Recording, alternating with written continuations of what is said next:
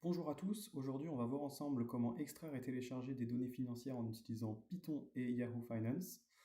Mais avant de commencer, je tiens à préciser qu'un résumé sera disponible sur mon GitHub et qu'un lien sera fourni en description de la vidéo. La première chose que vous devez faire, c'est pip install YFinance, qui est du coup le package de Yahoo Finance, et l'importer. Vous devez aussi importer Pandas et Date, ce sera utile. Donc admettons que je veuille télécharger les données financières par exemple de Apple. Donc je vais appeler la fonction download de Yahoo Finance et si on regarde dans la documentation, vous allez voir qu'il y a énormément d'arguments. Mais le seul argument qui est obligatoire pour run la fonction, c'est le ticker, à savoir le symbole. Donc le symbole d'Apple est le suivant. Et si je print ce data frame là, parce que par défaut Yahoo Finance renvoie toujours les valeurs en tant que data frame, j'aurai les valeurs journalières donc de Apple, comme vous pouvez le voir 14, 13, etc., depuis le maximum de temps en arrière possible. Donc ici, 1980. Donc ici, c'est la barre de progression que vous pouvez retirer en mettant comme argument progress equals false. Et ici, ce sera toujours formaté pareil, close, high, low, open et volume. Donc, ce que nous allons faire, c'est que nous allons modifier intervalle par défaut one day. On va changer ça, on va mettre one minute. Et période, on va regarder, non pas max, mais 5 jours en arrière seulement, parce qu'on va dire qu'on n'en a pas besoin. Donc, sans plus tarder, faisons ça. Interval equals 1 minute, et period equals 5 jours. Si je retourne le data frame, alors premièrement, vous pourrez constater qu'il n'y a plus de progress bar, voilà, elle a disparu, et que maintenant les données sont en minutes, et on a les données, voilà. Donc ça, c'est la première méthode pour extraire les données. Ensuite, je vais vous montrer comment est-ce qu'on les enregistre. Donc sachant que c'est un data frame, en fait, vous avez juste à appeler la fonction toCSV, à la nommer, à nommer votre fichier CSV. Par exemple, je vais l'appeler apple.csv et index equals true. On va garder les index qui sont du coup le datetime.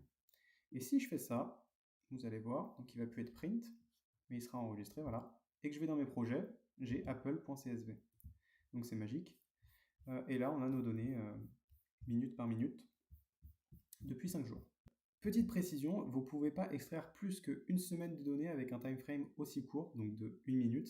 Si vous voulez extraire par exemple des données sur 10 jours, vous allez voir, si j'essaye 10 jours avec un time frame de 1 minute, ça ne fonctionnera pas. Si je run ça, vous allez voir que je vais avoir une petite erreur. Voilà, petite erreur.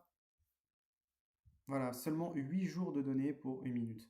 Donc si vous avez des erreurs, ne soyez pas étonnés, c'est que vous avez demandé trop de données pour un time frame aussi court. Donc si vous avez absolument besoin sur des données depuis les 10 derniers jours, vous pouvez tout simplement augmenter le time frame à par exemple 15 minutes et normalement ça ne posera pas de problème. Et voilà. Maintenant, voyons ensemble comment télécharger plusieurs données en même temps. Donc on va les mettre dans une liste qu'on va appeler symbols par exemple. Donc on crée une liste avec le ticker de Apple et disons que nous voulons aussi télécharger Microsoft.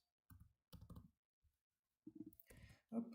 À la place de notre ticker, nous allons appeler notre liste et vous allez voir, donc on va changer ça, on va mettre data parce que c'est plus représentatif vu que maintenant on n'a plus que Apple, on a aussi Microsoft. Donc voilà. Et si on run, vous allez voir qu'on va avoir par colonne Apple et Microsoft. Donc close, Apple, Microsoft, volume, Apple, Microsoft, etc.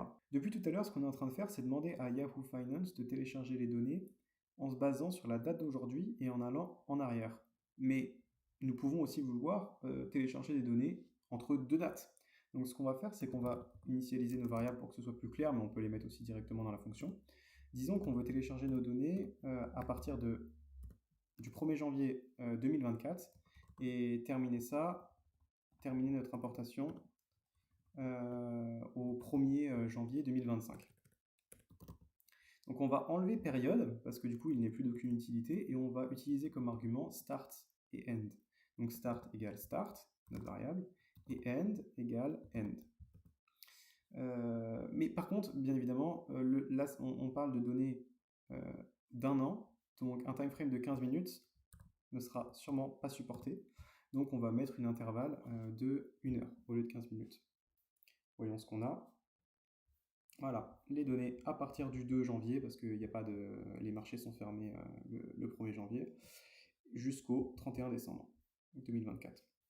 Donc ceci était réellement une entrée en matière. Dans de prochaines vidéos, nous aborderons des thèmes beaucoup plus complexes tels que le trading algorithmique en utilisant MetaTrader 5, l'API de MetaTrader 5.